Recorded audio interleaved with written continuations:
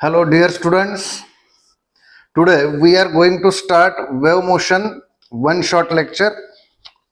In this lecture, we are going to cover formulae and basic concepts of wave motion which are important for JEE, NEET and all other entrance examinations.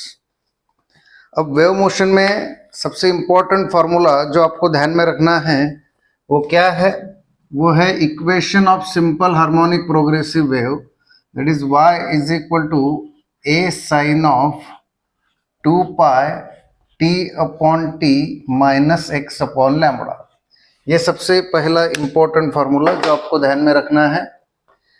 y is equal to a sine 2 pi t upon t minus x upon lambda, या इसी फार्मूले को हम इस तरह से भी लिख सकते हैं 2 पाई 1 अपॉन टी यानी पीरियड का रेसिप्रोकल, उसको हम फ्रीक्वेंसी बोलते हैं, एन से रिप्रेजेंट करते हैं जनरली, तो इस तरह से लिख सकते हैं, या फिर इसको omega T minus k x इस तरह से भी लिखा जाता है। ये किसका इक्वेशन है? This is equation of simple harmonic progressive wave. अब इस इक्वेशन में अगर हम डायग्राम निकाल ले तो इस तरह से वेव बन जाएगी। अब इसमें ओरिजिन से वेव को स्टार्ट किया है और यहाँ पर after T time interval wave has covered distance x, तो वेव ने x इतना डिस्टेंस कवर किया है।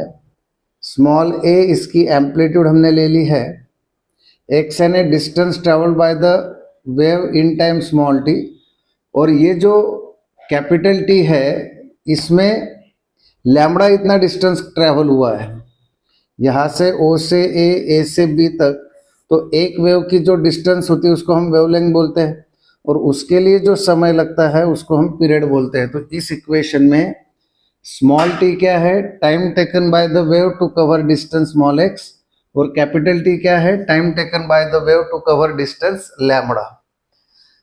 इसी इक्वेशन में 1 अपॉन टी यानी फ्रीक्वेंसी ले लेते हैं, और अगर 2 पाई को अंदर ले लिया तो इक्वेशन इस तरह से बन जाएगा। और इसी इक्वेशन में ओमेगा क्या है? Angular frequency, that is 2 pi n और 2 पाई अपॉन टी रेडियन पर सेकंड, और इसी इक्वेशन में k क्या है? 2 पाई अपॉन लैम्बडा, इसका यूनिट मीटर इनवर्स है, इसको हम प्रोपोगेशन कांस्टेंट भी कहते हैं, प्रोपैगेशन कांस्टेंट ध्यान में रखना है, या एंगुलर फ्रीक्वेंसी नंबर ऐसा भी इसको कहा जाता है। तो ये सबसे इंपॉर्टेंट बेसिक फार्मूला हुआ। इसी फार्मूले से वेव वेलोसिटी हम निकालेंगे। वेव वेलोसिटी का फार्मूला होता है एन लैम्बडा या फिर ओमेगा अपॉन के, ये ध्यान में रखना है। ओमेगा यानी 2 पाई एन, लैम्बडा यानी 2 पाई, के यानी 2 पाई अपॉन लैम्बडा, तो फार्मूला यही बन जाएगा। सो ये वेव वेलोसिटी है। और दूसरी आएगी पार्टिकल वेलोसिटी। पार्टिकल वेलोसिटी में जो फार्मूला आता है generally simple harmonic progressive wave होने की वजह से यही फार्मूला आएगा एट एनी इंस्टेंट टी, और मैक्सिमम पार्टिकल वेलोसिटी का फार्मूला हम लेंगे ए ओमेगा। तो ये सबसे इंपॉर्टेंट फार्मूले इस चैप्टर का है वेव मोशन का, इसको अच्छी तरह से ध्यान में रखेंगे। अब इसी सेक्शन में वेव मोशन में जो इंपॉर्टेंट थ्योरी पॉइंट्स है वो क्या है कि मैकेनिकल वेव्स के लिए मीडियम लगता है, और मीडियम की कुछ प्रॉपर्टीज इंपॉर्टेंट है जो वेव मोशन के लिए जरूरी है।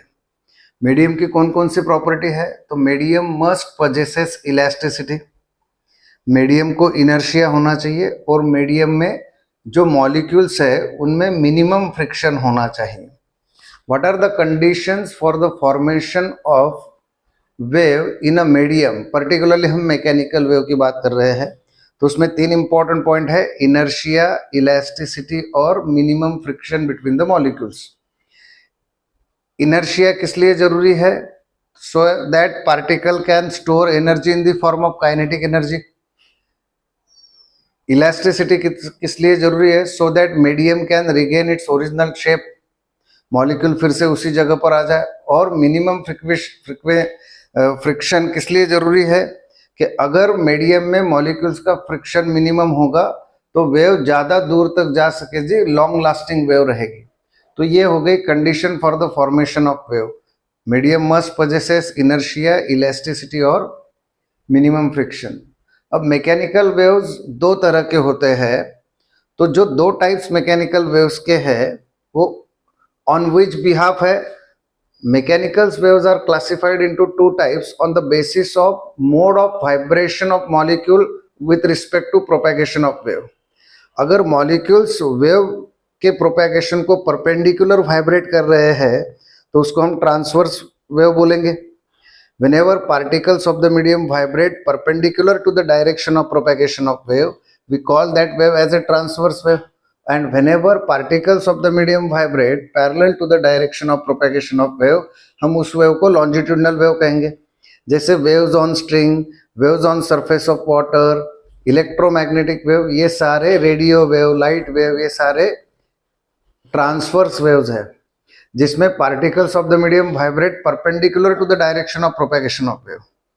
और sound waves, waves in air column, ये सारे लॉन्जिट्यूडिनल वेव है जिसमें particles of the medium vibrate parallel to the direction of propagation of wave. दूसरी इंपॉर्टेंट बात क्या है कि जब ट्रांसवर्स वेव मीडियम में जाएगी तो मीडियम में प्रेशर चेंज नहीं होगा, वॉल्यूम भी चेंज नहीं होगा। ट्रांसवर्स वेव अगर मीडियम में जाना है तो medium must possesses modulus of shape, that is modulus of rigidity. और मॉड्यूलस ऑफ रिजिडिटी ये सिर्फ सॉलिड की प्रॉपर्टी है, इसलिए ट्रांसवर्स वेव सिर्फ सॉलिड में ही बनेगी।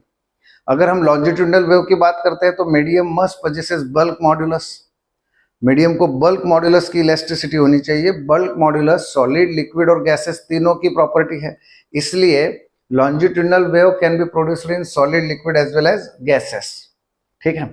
अब जब लॉन्जिट्यूडिनल वेव प्रोड्यूस होगी मीडियम में तो मीडियम में हर जगह प्रेशर और वॉल्यूम चेंज होते जाएगा। कंप्रेशन और रेयरफैक्शन बनेंगे। कंप्रेशन में मॉलिक्यूल क्राउड करेंगे, वहां पे वॉल्यूम कम हो जाएगा, प्रेशर बढ़ जाएगा, डेंसिटी बढ़ जाएगी। और रेयरफैक्शन में वॉल्यूम बढ़ जाएगा, डेंसिटी और प्रेशर कम हो जाएंगे। सो हर पॉइंट पे प्रेशर और डेंसिटी वेरी हो रही है लॉन्जिट्यूडिनल वेव में। तो ये डिस्टिंग्विशिंग पॉइंट भी अच्छी तरह से थ्योरेटिकली ध्यान में रखना है। तो वेव मोशन में इक्वेशन हमने देखा, y is equal to a sin of omega t minus k x, velocity of omega upon k, particle velocity वही है जो सिंपल हार्मोनिक प्रोग्रेसिव वेव के हमने देखा है इक्वेशन। अब ट्रांसवर्स वेव, लॉन्जिट्यूडिनल वेव के आगे इंपॉर्टेंट चीज है कुछ डेफिनेशन। एम्पलीट्यूड यानी maximum displacement of particle from its mean position. Frequency यानी number of waves produced in 1 second. Period यानी time taken by the wave to complete one wavelength, या एक वेव प्रोड्यूस होने के लिए लगने वाला जो समय उसको हम पीरियड ऑफ द वेव बोलेंगे। वेव नंबर यानी रेसिप्रोकल ऑफ वेवलेंथ, इस तरह से हम कैलकुलेट करेंगे। तो प्रोपेगेशन कांस्टेंट भी हमें पता होना चाहिए, k is equal to 2 pi upon lambda.